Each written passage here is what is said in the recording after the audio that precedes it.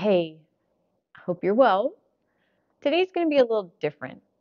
I wanted to show you some stretches that you can do for your lower back because I have a feeling that a lot of people have some lower back pain. I've heard it through the grapevine.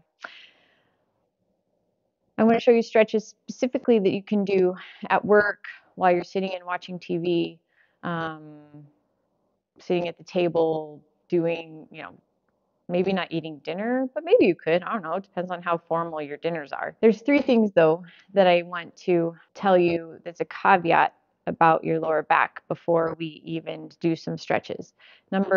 So there's three different contributing factors that could be causing some of your lower back pain. Number one, you have your spine is out of alignment.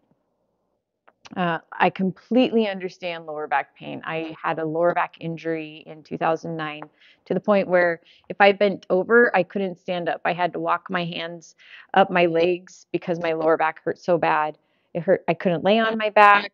I couldn't lay on my stomach. It was just bad. So I know what lower back pain is like, and so I empathize with all of you who are struggling with lower back pain.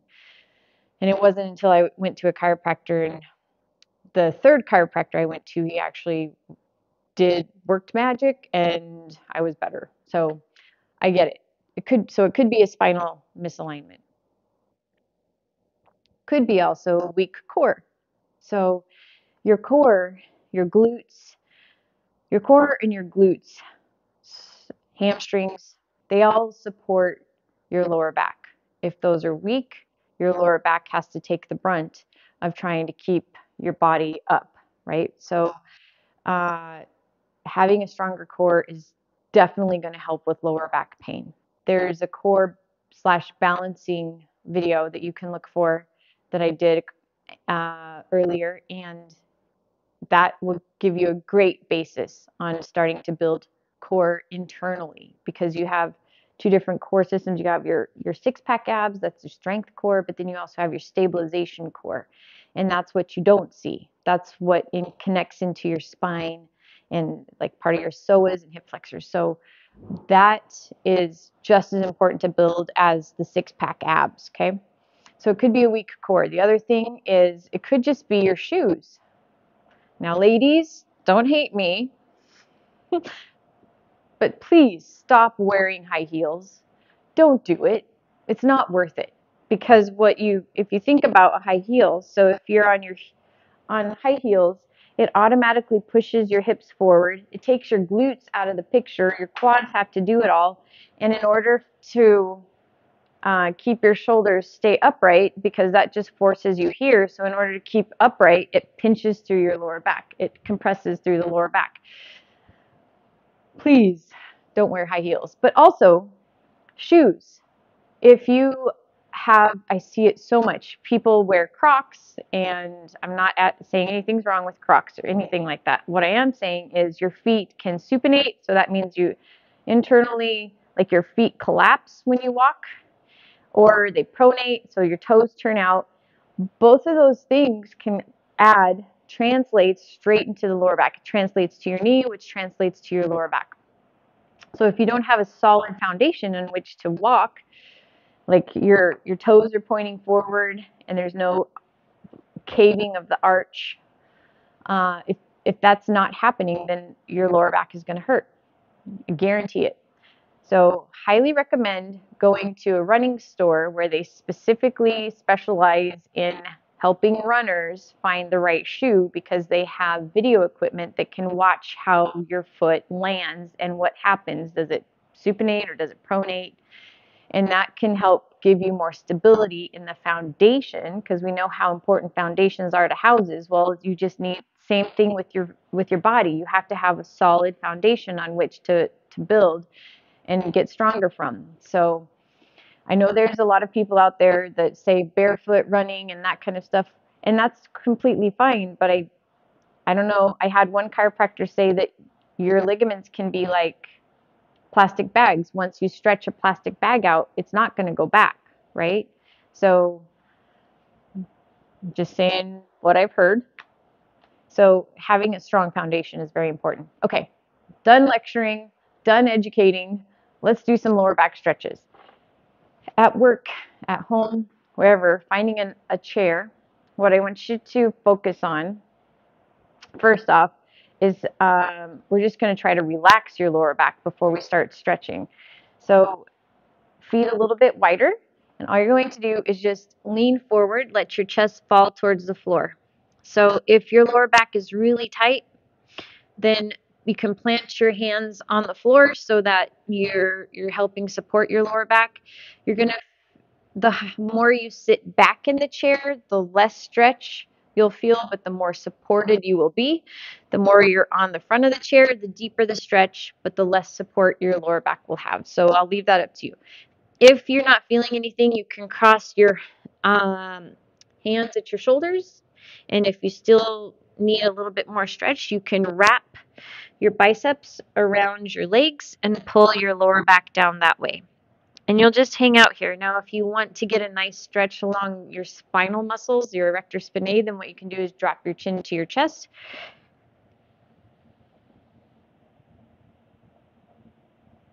And that should feel really good.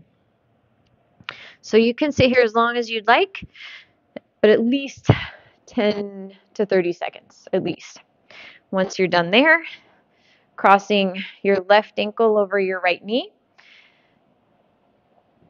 If this is a lot, then hang out here. If it's a challenge to cross your knee, like have your knee this way because you had a knee replacement, I totally understand.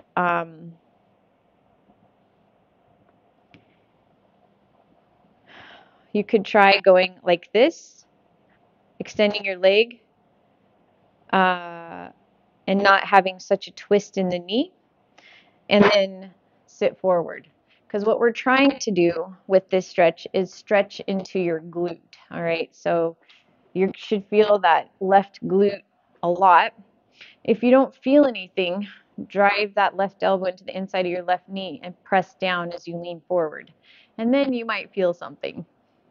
So your glutes, if you have a tight piriformis and a tight like glute medius and minimus, it can cause it pulls on your SI joint.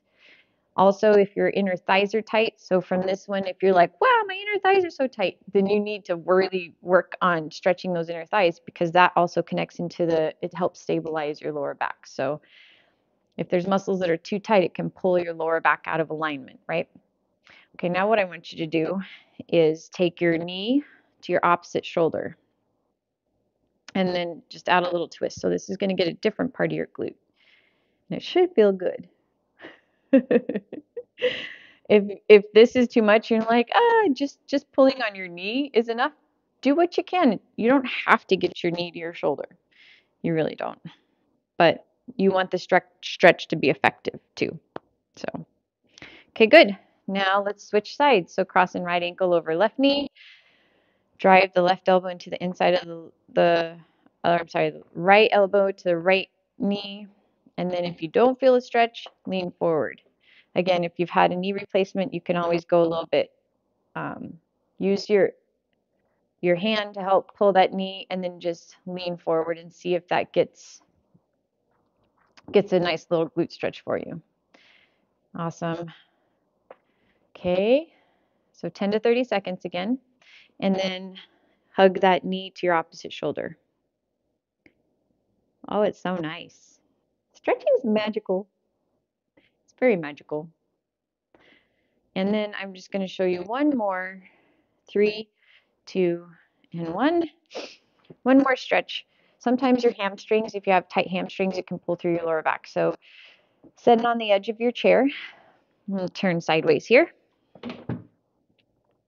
Sitting on the edge of your chair, extend your one leg in front of you, slight bend in that knee, and then you're just going to lean forward, and it should be a nice stretch in your hamstring. So if you don't get much of a stretch there, then you can like go to a stretch here too if you want. It's up to you. It just depends on what you need, but trying to stretch through that hamstring.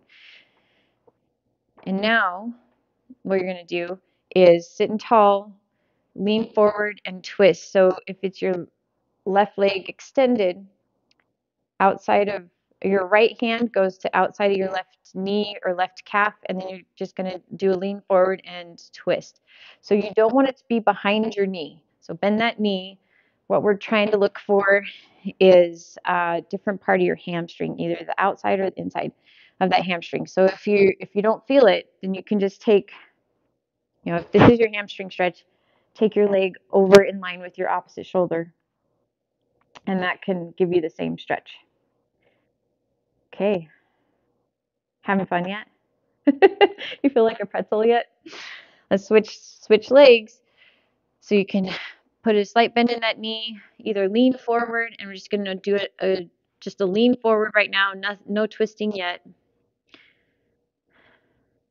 Here's 4, 3, 2, and now left hand to outside of right knee, and then you can lean forward, that twist, or if you want to go here and take that leg in line with your opposite shoulder, you can do that too.